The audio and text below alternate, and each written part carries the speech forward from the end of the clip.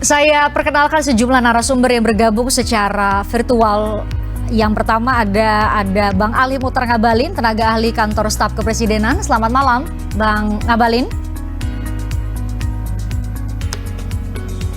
Sudah Selamat kasih malam, jempol di layar. Selamat malam. Assalamualaikum warahmatullahi Waalaikumsalam warahmatullahi wabarakatuh. Terima kasih. Kemudian ada Pak Makarim Wibisono, ini adalah Ketua Tim Penyelesaian Non-Yudisial Pelanggaran HAM Berat Masa Lalu (PPHAM). Ini yang merekomendasikan kepada negara untuk mengakui dan menyatakan penyesalan dan sudah dinyatakan secara resmi oleh Presiden. Saya juga menyapa, selamat malam Pak Makarim. Selamat malam Mbak.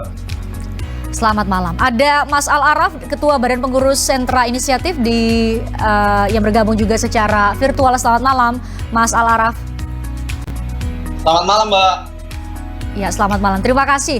Bang Ali Mutar Ngabalin, tentu ada mengikuti betul banyak sekali pihak yang memberi respon pasca Presiden sebagai kepala negara menyatakan mengakui dan menyesali terjadi 12 pelanggaran HAM berat di masa lalu. Tapi pertanyaannya adalah apa tadi Presiden, ya kami kutip, akan fokus pada pemulihan hak korban. Pemulihan hak korban seperti apa nanti yang bakal dilakukan oleh negara?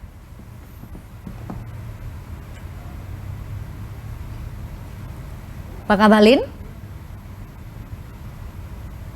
Bang Ngabalin? Baik, kami coba untuk memperbaiki sambungan secara audiovisual dengan Bang Ngabalin, ya, Ali Mutar Ngabalin, tenaga ahli kantor staf kepresidenan. Saya sampaikan pertanyaan yang sama ke Mas Al Araf. Menurut Mas Al Araf, kita fokus dulu ya ke penyelesaian non-yudisial. Nanti kita bahas soal penyelesaian secara yudisial supaya kita lebih sistematis. Dari penyelesaian non-yudisial ini, menurut Anda, bagaimana akan Presiden atau Presiden sebagai kepala negara menyatakan akan fokus pada pemulihan hak korban? Bentuk pemulihan hak korban menurut Anda itu seperti apa? Gini, pemulihan hak korban itu akan jauh lebih kuat jika kepastian hukum atas sebuah keadilan dari sebuah kejahatan itu diselesaikan melalui jalan pengadilan. Tapi ini kan tidak, kita lompat ke jalan non-judicial. Oke lah, kalau kemudian ini dilakukan dengan jalan non-judicial, harusnya ruang dan mekanismenya tidak dengan langkah-langkah yang instan seperti ini, tapi jauh lebih komprehensif dengan misalkan membentuk Komisi Kebenaran Rekonsiliasi dengan basis melalui undang-undang yang lebih kuat, yang dulu kita sudah punya. Menurut saya ini satu jalan pintas yang coba diraih dengan jalan lain, yang tentu tidak akan bisa secara penuh memberikan keadilan buat korban gitu, Pak. Jadi pemulihan ini kan bentuknya nanti bisa pemulihan ekonomi dan lain sebagainya gitu. Nah, buat saya sih sebenarnya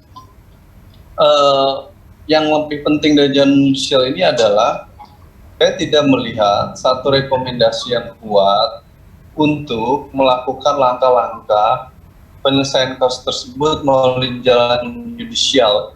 Seolah-olah rekomendasi yang ada itu menutup ruang yudisial, meski pemerintah Pak Mahfud menyatakan rekomendasi ini tidak menegasikan jalan yudisial. Saya sayangkan di rekomendasi yang ada hanya reformasi institusi, reformasi Polri, pemulihan hak korban, lalu kemudian pengakuan dan penyesalan. Seharusnya kalau ada kata pengakuan dan penyesalan dan pemerintah tidak dikasihkan jalan yudisial, pemerintah memasukkan unsur yudisial ke dalam rekomendasi penyelesaian di dalam rekomendasi. Nah, tapi itu tidak disebutkan di dalam rekomendasi yang ada. Baik, oke. Bang Ngabalin sudah tersambungkah dengan secara baik, secara audiovisual, Bang Ngabalin? Nah, saya lihat sudah tersambung dengan baik, Bang Ngabalin. Ya, halo. Nah, tadi dinyatakan oleh Mas Al Araf bahwa ini menurutnya adalah jalan pintas yang diambil oleh negara. Ini jalan, menurut Anda, ini jalan pintas atau justru menjadi langkah awal yang kita harapkan bisa mengakselerasi penyelesaian secara menyeluruh, artinya akan masuk juga ke ranah yudisial yang diharapkan tadi Pak Menko Polhukam sudah menyatakan ya, sudah ada 4 dari 12 kasus itu yang sudah masuk ke ranah penyelesaian secara yudisial. Seperti apa?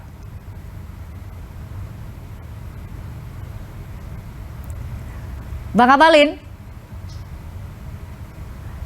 Nah, terganggu kayaknya sambungan secara audio visual. Ini mungkin karena sinyal, mungkin Bang Abalin bisa mencoba untuk bergabung bersama kami secara audio saja.